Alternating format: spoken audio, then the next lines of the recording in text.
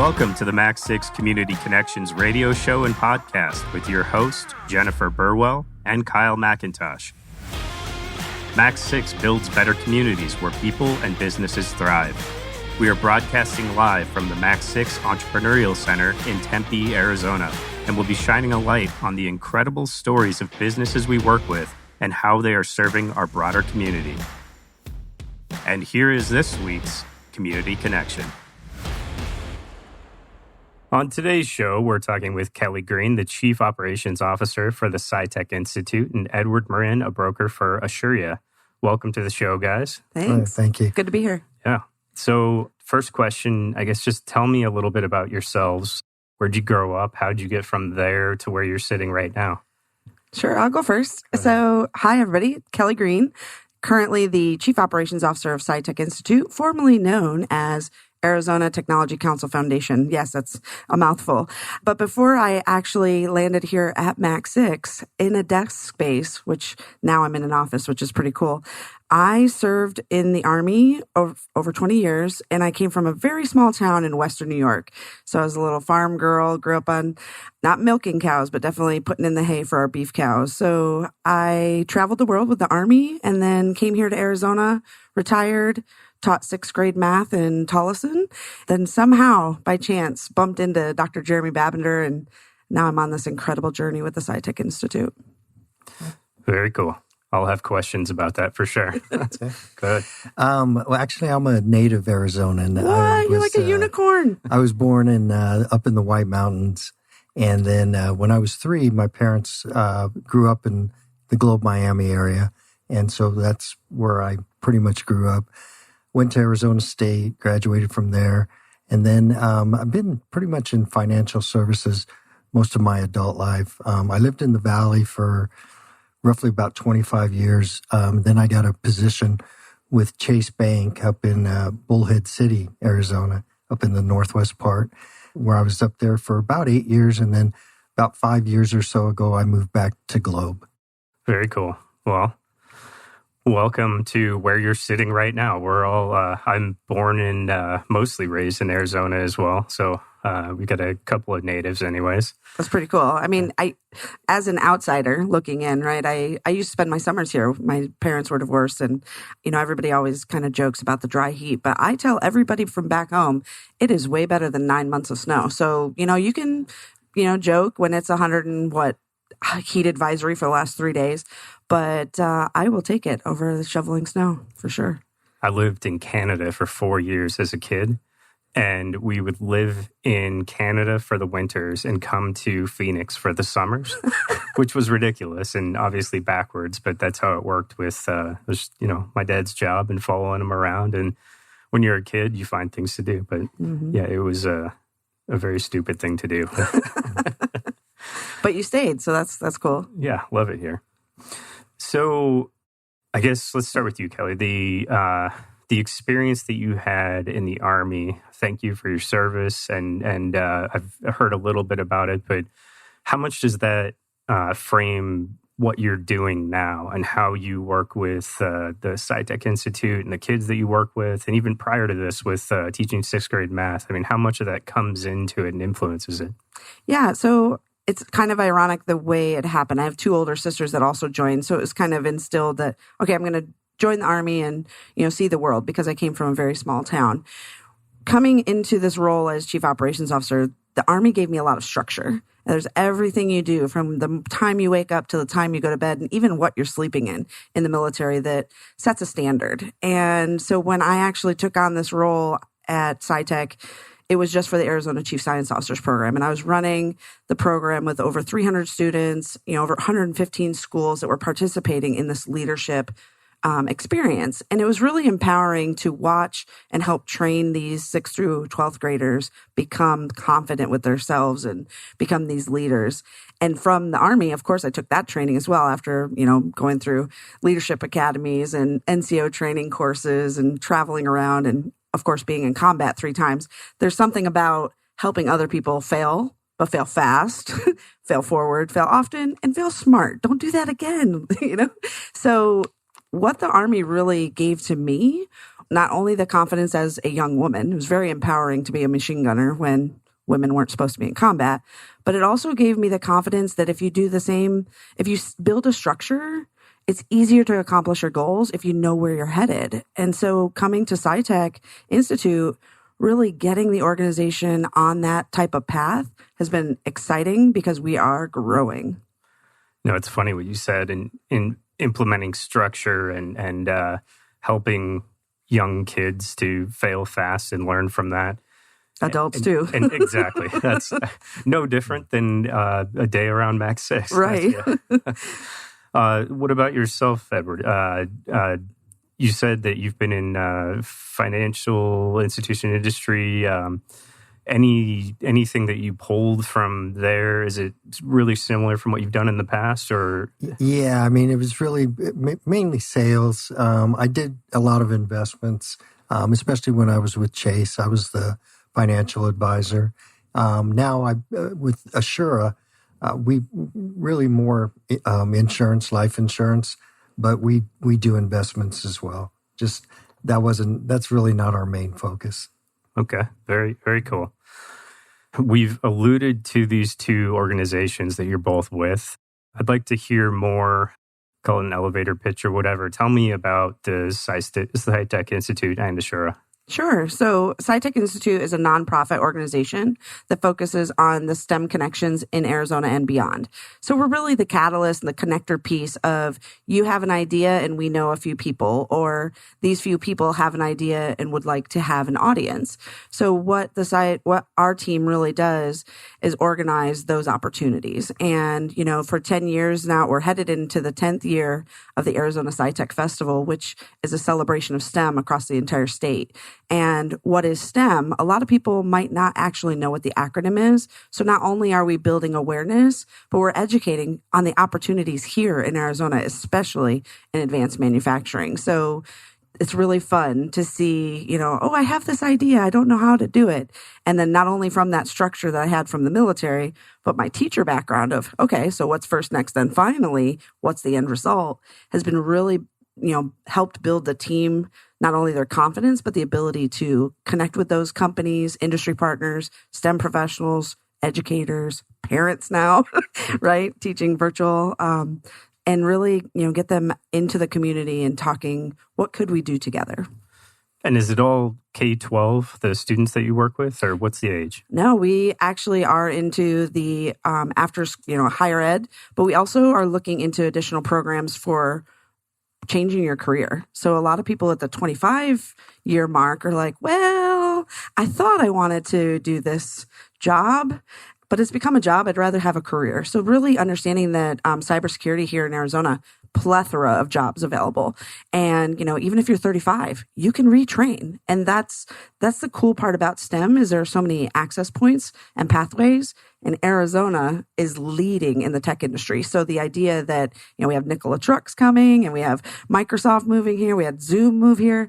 All of these companies need workers. So building that pathway and allowing not only those K-12 students, but even those 25, 35, even 45, because we all know retirement seems to get farther and further away. Cool. And what about Assura? We're a large insurance marketing organization, which in simple terms, we're really a large independent brokerage firm. And what I mean by that is we have access to about 80 different insurance companies that we work with. That way we can kind of shop around depending on what people are looking for and try and get the best deal for them.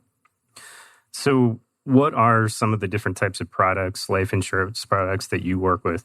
Yeah, well, there's all different types and stuff. Our main focus is mortgage protection, which in simple terms, a life insurance policy so that if the husband or the wife died, the mortgage would be paid off for the family. So that way they don't lose the home. So in as simple terms as possible. It's interesting is the two of you do very different things, seemingly. But what I'm hearing is you're giving people agency and opportunity, right? you are giving peace of mind to somebody who these things happen in life. And here I've got this product that can help serve you.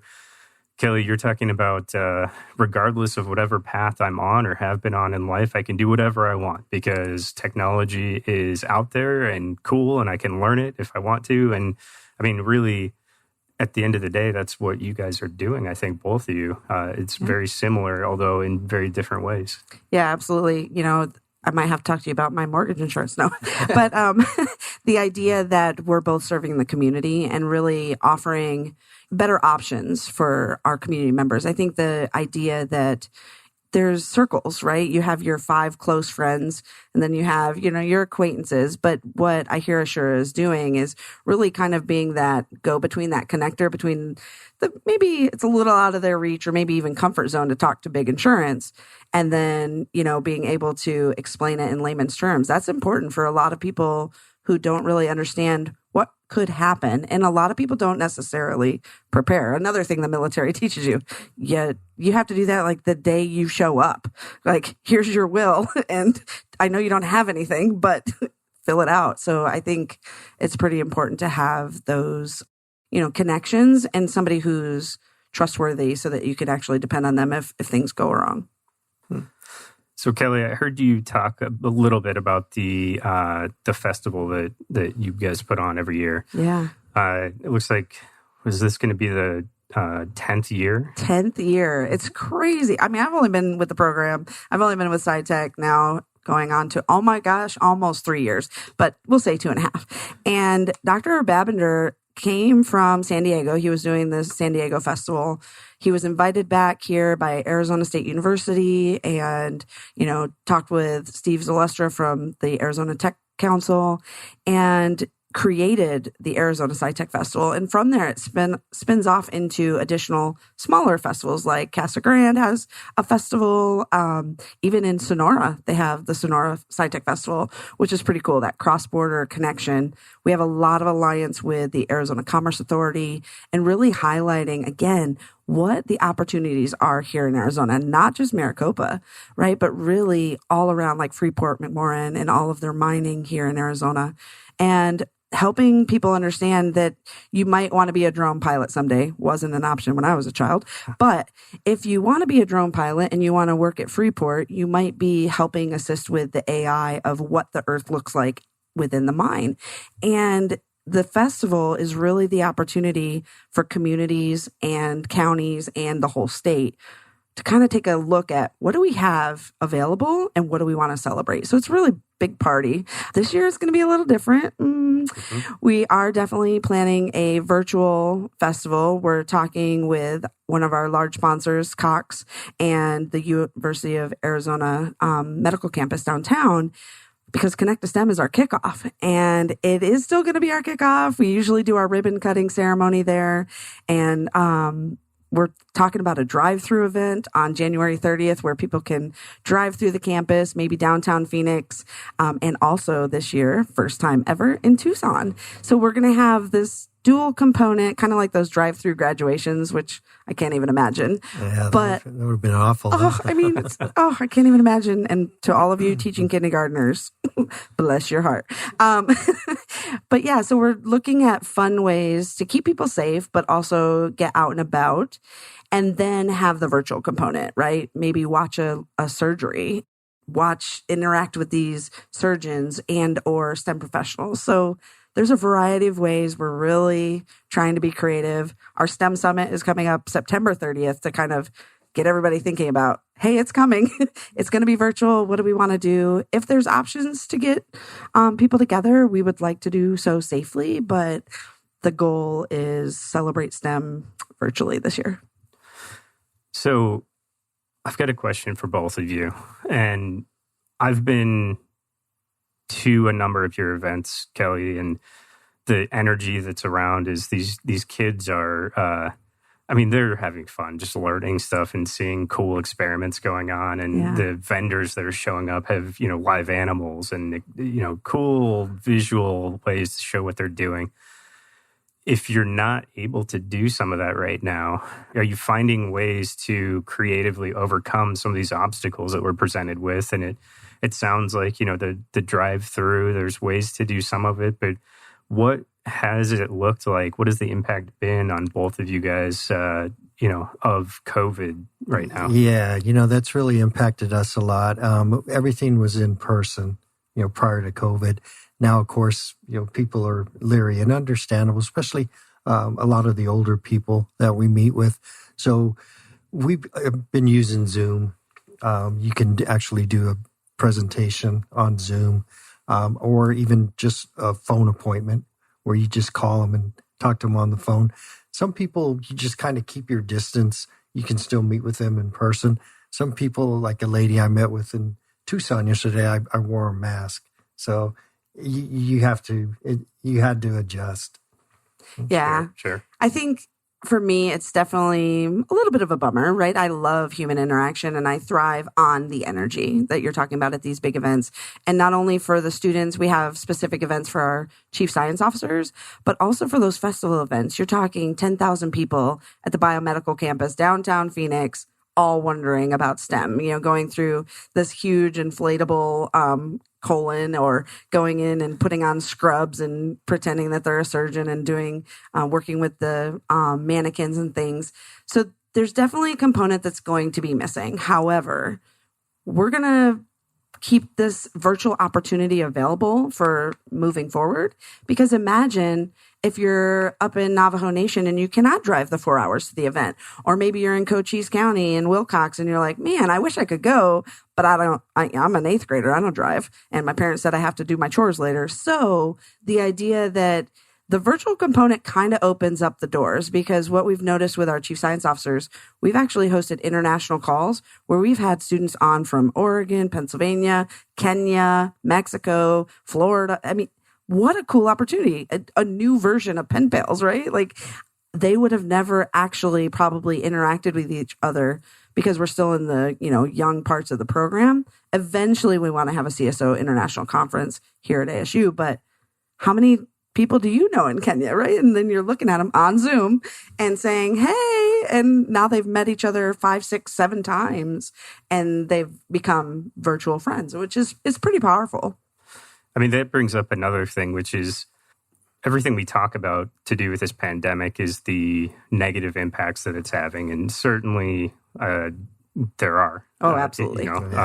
People getting sick and all of this, but people losing their jobs. Yeah, the economic impact. But that's hours cut and stuff too. Yeah, we see a lot of that. That's an incredibly positive impact, though, that you're talking about, Kelly. Is I try to see the sunshine. Right? No, I mean, I'm curious if both of you have seen ways where this is introduced. I mean, Zoom, where if I can't meet with someone, but how to use it where I wouldn't have the opportunity to meet with someone as well. I mean, it seems like there's things that are coming out of this that the platform. I don't know if you used Zoom before, but the platforms have tremendously grown themselves. So Zoom itself has not only, added features and the abilities when you're controlling a meeting, but there's also advantages of knowing other platforms and getting people to actually click a link or connect faster. Because now, I'm not going to lie, I'm sure a lot of people listening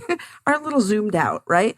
But the idea that I literally can be in one spot and jump from one meeting with Mexico, click a button, and then jump with a meeting with Oregon. And holy cow, I didn't have to fly anywhere or drive anywhere. Now, I missed that. I totally missed, my travel for my job. But the power of what we're able to do, it's almost intensified my work, because now I have so much more to do because all I have to do is click a button versus, I'm out of the office, I'm on a plane. So yeah, I think I'm sure with you at Assura, it's a little bit more, maybe some people are a little bit more at ease of more comfortable talking about their finances when they're not so close or within proximity. Because some people maybe have, that. Yeah, I think my experience is people are more comfortable because they see you, and they see you in person. And I don't know, it just seems in terms of success, yeah, in person we do much better, than Zoom or phone appointments. There's something that came up about the energy that's there in different ways. This has come up of being in person in a meeting with somebody, or Well, right here and right now, right? I asked Karen, I'm like, do I have to click on the Zoom or do I get to come upstairs? And she's I get to see people. This is amazing. Yeah. And my dog, he's in the office. So with less of that, whether it's the energy you get from one of these events or an in-person face-to-face meeting, I'm curious about this. I've been thinking about this in the last number of weeks because there's this impact that I'm seeing out there sort of amorphously described by various people of sometimes it's just so hard to get motivated, or it's, I'm tired of Zoom. And so, if someone's not coming into our space, I'm working from home in the same office and it's driving me crazy. Have you guys found ways to stay motivated, stay positive, stay energized through this when we aren't able to have some of that in person, what we're doing right now, feeding off each other energy? Yeah, it's actually helped me. What I do is I set up the phone appointments or Zoom appointments like 1 or 2 days. And on those particular days, I stay home. And the other times I'm traveling all over. So it's kind of nice being at home versus being on the road all the time. Sure. Yeah, no, it's the ability to be able to do it, but not have to do it is definitely where it's at. Yeah. Yeah. And I think that we have to recognize that some people don't have that luxury. And I think what the pandemic has done for our organization is really forced in a positive way to adhere to the structures. I've been, we've been working on the EOS Entrepreneurial Operating System program, and we were gaining traction, to say one of their words, but the idea that not everybody was completely on board, the leadership team that's been working on it, and especially myself as the integrator, really wanting everybody to come on board with that structure. When we were not necessarily forced, but asked to go home and work in maybe 15 days, putting those structures of we will meet and we will do this and it'll be this set time, structuring our days similar to yours of you will come on Tuesday. That's the leadership team meeting. It helped advance those, organizational structures that I've been striving to achieve. So the idea that while, yes, it had an impact because, of course, we had, some impacts to our staffing and some changes. If there's not an in-person event, we don't necessarily have the need for that in-person event support. So that was hard. But for the terms of the organizational growth and the opportunities that are going to come from our stronger structure, I think not only is my team more prepared, but I'm more prepared to set aside those days like you were talking about. This day you will be able to, have your meetings for CSO International. On this day, you will be able to focus on ecosystem development. We have the STEM community lunchtime conversations every other Thursday now. And wow, we have 100 people from all over, mostly Arizona, but from all over jumping on the call and talking about just the STEM community. And that has been pretty powerful, seeing people interact on different topics and, again, being that connector. It's really what we're all about. Yeah, I've seen it's been a common thing that this has forced everybody, generality, but everybody to take a step back and just slow down for a second and say, what was I doing? And was it the right things I was doing? Why was I doing them so quickly if I'm not even sure that these are the right things I was working on? Absolutely. And to, whether it's implement new systems or just really look at everything that we're working on and be more effective, having a little bit of a slowdown, it seems like for the most part, feels like things are speeding back up. Oh my goodness, yes. Exponentially. There's pros and cons to that. But no, it's, with our team, we spent about 2 months from home in the beginning of this, and incredibly effective for the first month. I can speak for myself. And then it just left to my own devices. I didn't have that military structure in place. And if you don't have that structure in place, like showing up to an office and it's just the day keeps going, I could be wearing whatever I want from the waist down, let alone, am I doing the right things I should be doing all day? And so I think it's helped me to recognize, even if I'm in an office, how do I continue to have these things front of mind where I'm not just being productive because I have a list of to-dos to get done, but let's not go back into the tornado of craziness that can happen too easily to us, and figure out how to self-impose without a COVID going the next time. Take a step back and just say, all right, how do I do this more effectively so that I can actually do the most important work? Because when it's imposed upon me, we'll have to figure that out. I think efficiency is a key word there, right? There were definitely some questions of, why did we do it that way? Is it more efficient if make decisions and then move forward? And I also found that finding my way back to the office and making sure I had my structure of get up, get going, get fully dressed, shower, and get your butt to the office has really helped, because the idea that some people are struggling with when to turn on and turn off the computer. I find myself sometimes, I forgot to eat lunch. And I think it's really important that we note that for everybody who's listening and our community members to really take good care of mental health, because you can find yourself in a tornado without knowing you're in the tornado, because you're not taking care of yourselves. And I see it with a lot of individuals that, yes, you want to check off all those to-dos on your list, but have you, sat down and just take a moment? And I think, that's something else that came out from the pandemic is awareness of, how important it is to take care of yourselves. One of the few times I've ever been injured myself pretty good was, let's say I was 17 or so playing hockey, and I got hit from behind, and I just remember flying through the air. And it's one of those times where everything slows down, and I'm noticing myself, and I'm thinking as I'm falling, how did this happen? And what you just said of you're living in the tornado without recognizing you're in the tornado. How do we give ourselves the opportunity to even ask that question? Mm-hmm. Because I take great pride in the community that we have here at MAC6, and it's between all the companies here and what they're doing and the cool things they're doing for each other and the community.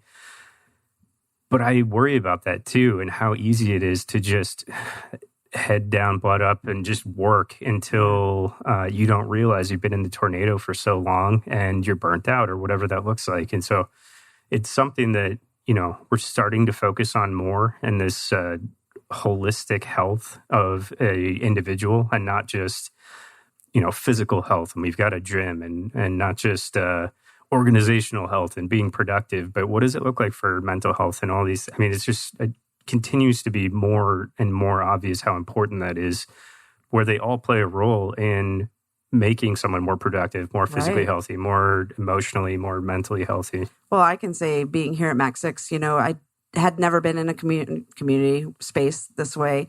Obviously, the Army was very structured, and then being in my own classroom, right? It is your domain. So coming to this collaborative workspace has been really exciting for me, because like I said, we were at a bank of desks. We had access to the gym. We had access to the meeting rooms. So if you haven't been to MAC6, you should totally come check it out. But the idea of we grew at MAC6 because of that culture.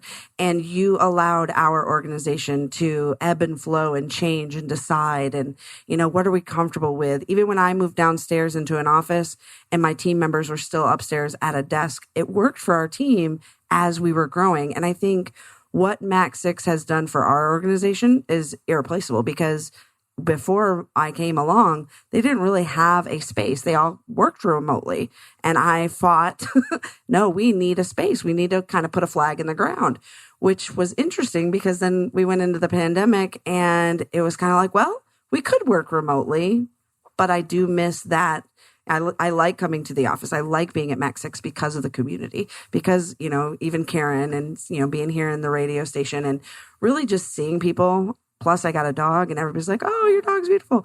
And there's something about Chrissy, that feeling like you have a friend in your space, that no matter what you need, if it's a dry erase board or if it's, cookies from the cabinet, there's something about MAC6 that's really powerful. Chrissy is a great friend until you have to-dos that don't get done. And I experienced the wrath of Chrissy today. She's good at holding people accountable, too. I can tell you that.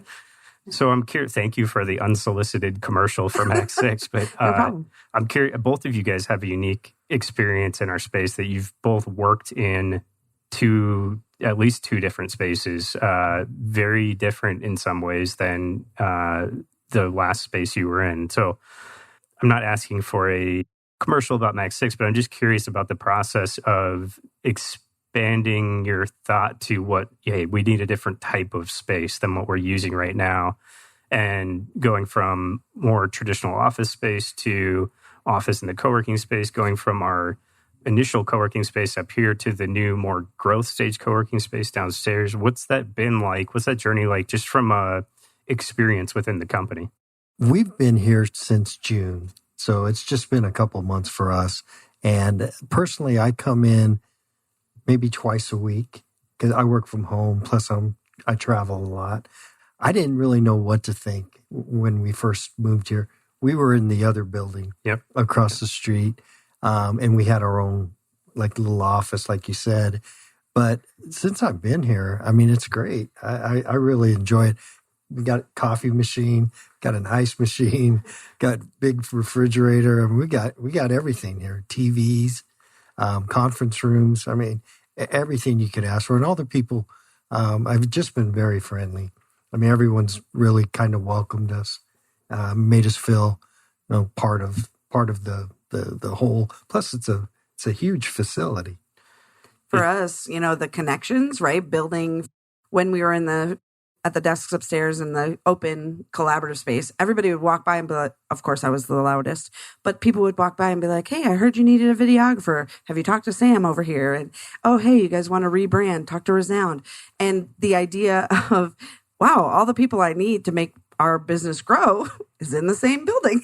And that was pretty cool for, my growth as taking over operations and really helping grow the organization.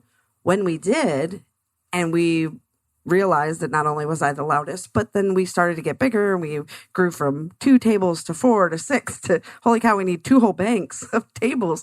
We probably should move downstairs. We're getting a little rowdy up here. But it became a little bit more professional in the aspect of we now have put our stake in the ground. We have an office. We have a space. The community spaces of meeting spaces are really cool. The trainings that you guys were able to put on about leadership values, really helping business members understand that it's not just a desk, right? There's so much more that you're sharing with us, and like the communication survey you just sent out, right? Like understanding how your people communicate. Very important because, not everybody is loud and obnoxious like myself or forward. So making sure you listen to everybody on your team, but also the community lunches, our town halls. I know I don't know if they're exactly the same as they used to be, but the idea we used to all gather and talk about what's happening and celebrate. Not enough people celebrate success with other people that aren't in their organization. So for us to pull in 20, 30 different organizations in the training room, and you go around and say, so what's working? What do you want to celebrate personally or professionally? That's important to feel that community. And I think that's what, is the power of MAC6.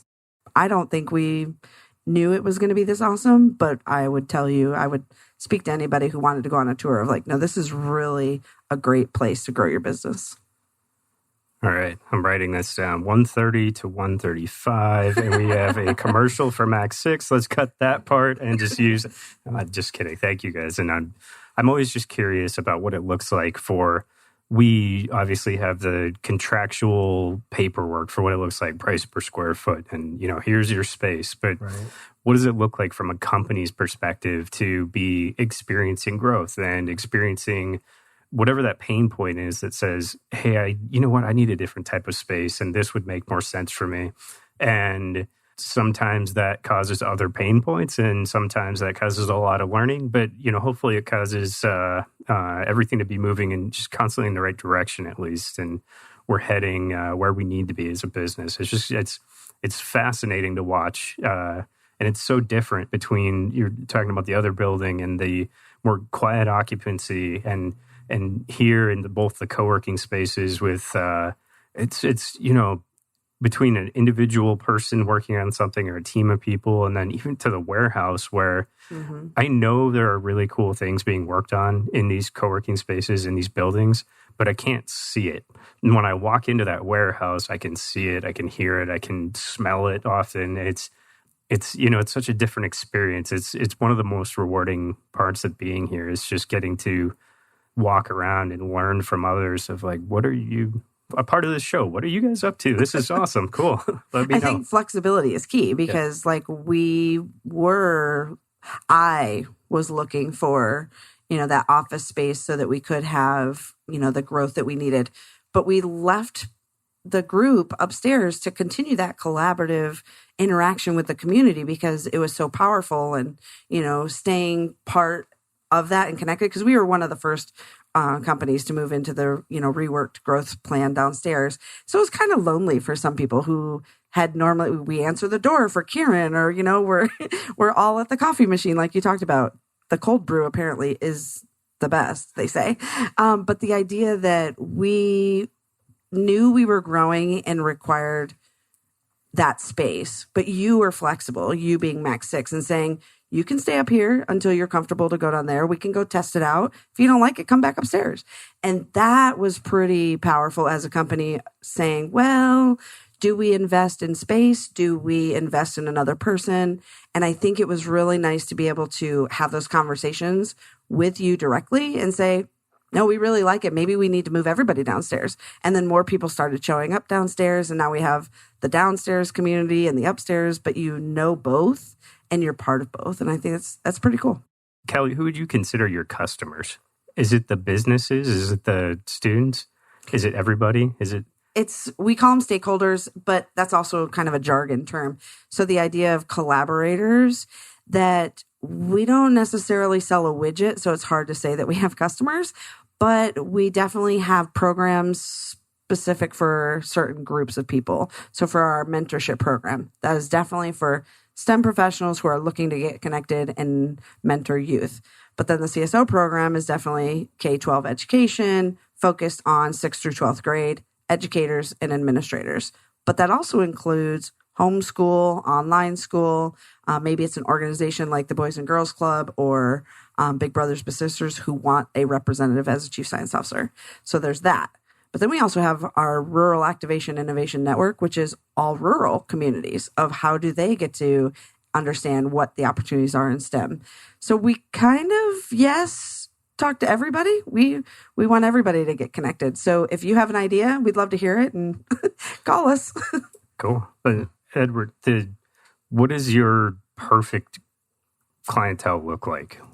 Perfect would be probably someone in their 40s, just bought a home and have a couple of young children that looking to protect the home, but also maybe looking at doing something in terms of saving for the kids or saving for their own retirement, or they may just need some investment advice. So what are some of the different type of retirement plans or things that? Yeah, I mean, probably the most popular that people are familiar with, the 401k. That's private companies like American Airlines, McDonald's. Basically, they set it up. You have different investment options. It's like payroll, comes out of your payroll. The nice thing with the 401ks is that a lot of times too, the company matches, like they'll match 3%, 4%, 5%, whatever. Yes, so thank you very get much. you get some extra money, which is nice. The government employees, federal, city, state, they do what's called a thrift savings plan, 457.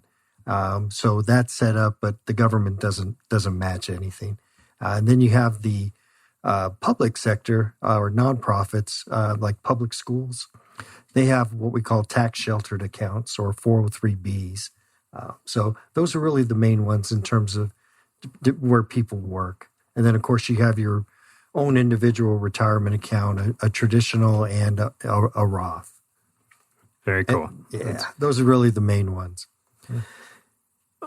What I'm curious what it looks like for each of your organizations and for each of you, if there's any thought that's gone into it in the next year, 5 years. And, following on the who are your customers, is it more of that and just growing through getting more organizations and communities and kids involved with the CSO program and the festivals and getting more clientele to take advantage of these opportunities that are out there, like the 401ks or whatever? What does it look like for the next 5 years?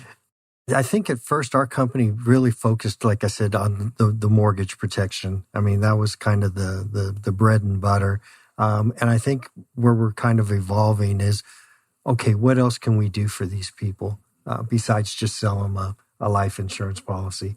Can we help them out in other areas?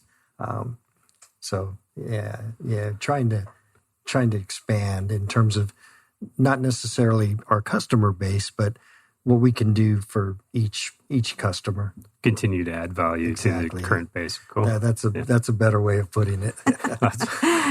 We've been working on, if you have read Good to Great, our BHAG, right? And so we went through a lot of, not only with the rebranding to change our name to SciTech Institute, but to really understand what is our goal, 5-10 years, even our 1 and 3 year plan. So by 2030, we would like to have STEM accessible to all on the planet. And what does that mean, right? That's really big, hairy, and audacious. But the idea that with the pandemic, it's actually helped because now the digital divide is front and center and really showcasing that students that don't have access to broadband or don't have access to a device are not getting the same educational experience to those who have, not only Wi-Fi at their home, but their own personal cell phones, their own laptops, access at home. So yes, schools are providing those, but a lot of our collaborators are talking about helping close that digital divide. And we're right there with them of how do we not only put the devices in their hand, but make sure they can get connected. And then, right, as teachers are learning, how do we, help and support quality education virtually? And I'm a huge fan of the idea that there will always be a hybrid model because a lot of students are going to be successful with this new hybrid approach to education. The other thought is, by 2030, the world's going to look a little different. If you think back to when we were children, the idea of a computer was kind of, the first one at NASA was bigger than this room. So the idea that when you pick up your cell phone and it's technically better than the one that they had at NASA, all those years ago, the access to information and connecting with others is definitely going to change in the next year, 2 years. And I can't even imagine what's going to happen in 10. So you really staying connected and being kind of having your thumb on the pulse and being aware. And I say this mostly to those grandparents who are serving as guardians. And we understand that you might not have grown up with a device in your hand, but paying attention and learning and asking your children to show you, or the students, the individuals that you're a guardian of, show me how you turn it on, teach me, and being vulnerable to try to understand. Their world is different. They did not walk uphill backwards in snow barefoot, to go to class the same way you did. And so if we can educate not only my elders, but people my age, because people, in their 40s are like, oh my gosh, Snapchat. Okay, well, maybe you should know what Snapchat is. And I'm not asking you to get an account, but understand that's a very common method of communication. So understanding WhatsApp and, like I said, Padlet or all these other applications that students are just clicking, being in the know is going to help us as an entire globe. These being not necessarily educated. I'm not asking you to be a tech wizard. I am not. But being aware that we all have to, move with the digital shift. And, with it comes responsibility and cybersecurity and also trust that we're going to be good humans. So, 2030, connect everybody to STEM. Love it. This is another thing I've been thinking about is these things that transcend borders and languages and cultures. And we talked about it on our last show a little bit, that music is one of those things. Absolutely. There's a great I was talking about this yesterday. I cannot remember for the life of me if it's actually a TED Talk, but there's a great talk, anyways, that you can find on the internet with Bobby McFerrin. Don't worry, be happy guy. And he's up there on a panel with these neuroscientists, and there he is sitting there. And he gets up and he leads this exercise with the whole audience where he's holding a microphone and he sings this note. And if he jumps to the right, the note he sings gets lower. And if he jumps to the left, the note gets higher. And so, okay, we get the pattern here. And he eventually gets the audience to sing an entire song without his mic by jumping back and forth on the stage and saying, it doesn't matter what language we speak, where we came from, everybody just gets that, right? We just spanned a whole octave together by watching somebody move. And I see that, other than the literal programs that they're, programming language that things are written with, I see that with the technology too, is we're very much more literally connected with one another. But it doesn't matter where somebody comes from or where, if it's WhatsApp or some of these tools, like it's as long as we can grant equal opportunity to use some of this, it's pretty incredible what's happening in the world to be able to not literally to be able to connect one-on-one with each other, but also just to have access to this amazing stuff across the globe. Yeah, I agree. And going back to what you said earlier about that in-person connection, because even if you connect digitally, the moment when you actually meet in person is pretty powerful. Like, we share the same likes of music, or we've both read the same book, or we took a picture of a very similar object and shared it on Instagram. That's one of the, other big communication tools now is Instagram is king. And the idea of there are so many people interacting that probably wouldn't have interacted before. But my favorite is the smile. You can go anywhere in the world, and as long as you actually smile and let it reach your eyes, it doesn't matter what language you speak. And I have traveled to over 20 different countries. And if you are wearing a smile, more people are willing to engage with you. And I'd love to see us, get back to being that good human, the humanity aspect of be friendly. And that goes back to MAC6. People are friendly here. People want you to succeed. And honestly, that's good for business. Yeah, it'll be interesting to see. I mean, I think all three of us are in roles in different ways where it is so important to have that like human element to what we do. That as much as how cool the technology is, we almost need to catch up as human beings to be able to humanize some of this amazing stuff that we're doing and creating. I was thinking about it before you said the smile. It's like, I can't wait to be able to shake someone's hand or just hug someone. Yeah. Or, it's, that was a big, because when we walk in people's homes, that's the very first thing you do is you shake their hand. Now, sometimes you do that. Yeah. But it's even awkward because it's like that weird hug, like, do we shake? Yeah. Hi. So I agree. I look forward to that too. So there's two questions that I definitely want to make sure we have time for, and we ask on every show, and they have nothing to do with anything we've talked about or anything that, has to do with anything. So we're keeping track of these answers, though. And the first question is for each of you, what is your favorite book all time? And if it's a different one, what would you recommend? Oh my goodness! Oh, wow. We should have been. That's a tough. They should have given this in advance, so we could have thought about it. I like to read. I usually read about a book a month.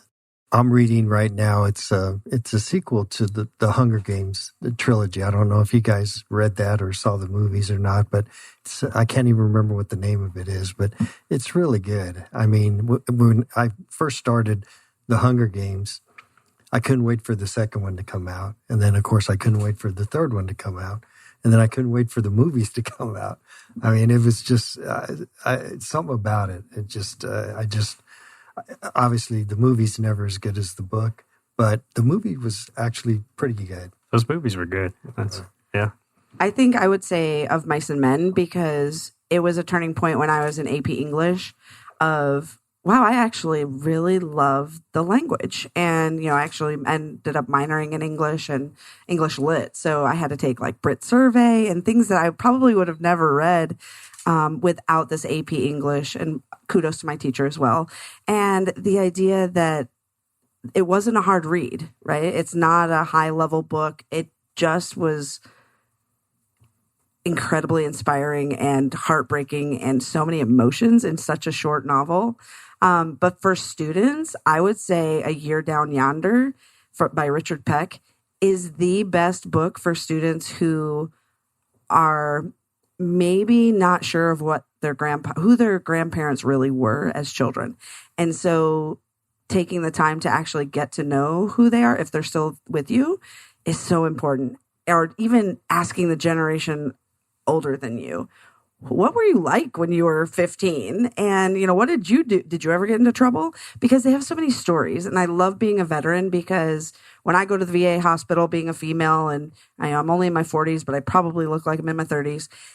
I have a lot of veteran males, from the Vietnam era that sit next to me and they want to just know, well, how was your career in the military? First, they're always surprised I stayed over 20. Second, they're surprised I did 3 combat tours. And then they're like, oh, honey, like they have so much to share. And I think that's something, the native tribes have a lot of oral history, and that's so powerful.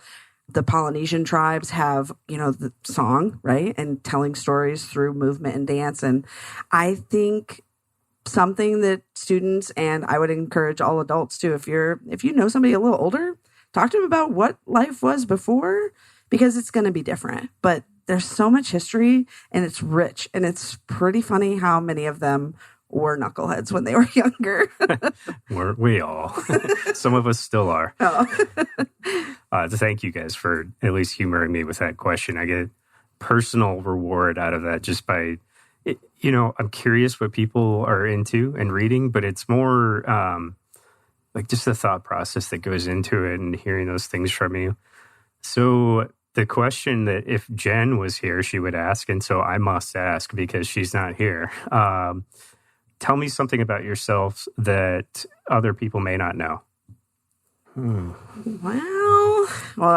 I don't know. So I have a dog, and I was not openly against having a dog. I thought it was great for people. But maybe people know this now that, wow, I absolutely love him. And I have become such a smoosh ball about this 74-pound beast that I did not know I was capable of that. Love for another creature, and, being older and having experienced tremendous life, and really now just investing into my dog has been an incredible, thank you, pandemic experience that I don't think I had any idea. I never knew why people, because you can bring your dog to the office here at MAC6, and people would bring their dogs. I'm like, okay, that's a little weird. And now my dog is sitting in the studio with us because he literally is my best friend. And I never believed in that. And so I guess that's one thing I would tell people is that, yes, you can love a dog as much as they say. You do have a good looking best friend. I grew up in a sports family, and of course, being here and stuff, I think the thing that people would be surprised is I'm actually a really good cook, and I really enjoy cooking. I mean, people would think kind of a guy's guy. That's in my generation. I mean, a lot of guys cook nowadays, but when I was growing up, that was more of a woman's thing. So yeah, it's like a selling point nowadays. Like if you're a man and you don't cook, no, thank you. Cool. That's awesome. What's your favorite meal to cook? I like fish. I can make pretty much anything. Nice. Thursday I'm doing ribs. Nice. I love ribs. Yeah. I'm Italian, so I grew up with making pasta. Sure. Oh my goodness. But we also grew up on a beef farm, like I said. So we butchered our cows and our pigs seasonally. So we grew up with meat in the freezer. I had no idea how expensive it was at the grocery store. And I was like, oh my gosh, like we were rich. We were poor, but we were rich because we had, beef in the freezer. So that's really cool because I do not cook. This is my second week in a row that I get to plug this. So if you go onto even though we just talked about all meat, if you go onto our Facebook right now, we are, for the second week in a row, hosting a vegetarian cooking competition. And it's something we've just started doing because we've been providing these vegetable boxes for the people on our team at MAC6. So we've got a few people that really like to cook, and hey, let's use these things in a creative way and come up with something. And like Chopped. I love that show. It's called our MAC6 Chops competition. Oh my gosh, that's awesome. So anybody can participate. And right now, because we're using these vegetable boxes, it's all vegetarian dishes. But no, it's something I love to cook too. And I am available to come eat anytime. Karen and I will stop by. Let us know. Just the process and I don't know. It's just you know what I love to do, I guess, is make stuff with my hands. And if that's cooking or using woodworking or whatever it is, or music or whatever, it's different from sitting at a desk and, thinking about stuff or whatever. It's just, it's rewarding in a different way. So, Kelly and Edward, can you let anyone listening know how they might be able to find you online after the show if they're interested? Yes. So for scitecinstitute.org, you can go to our website. You can email me at kgreene with an E, kgreene at scitecinstitute.org. But you can also come visit MAC6. I'll take you on a tour. Cool. Yeah, ours is www.assura.com. That'll tell you about the company. Great. So thank you, Kelly Greene and Edward Marin, for being on the show today. What a great conversation. It was fun. And until next time, thank you for being an awesome part of the community. Yeah, thank you. Thanks for having us.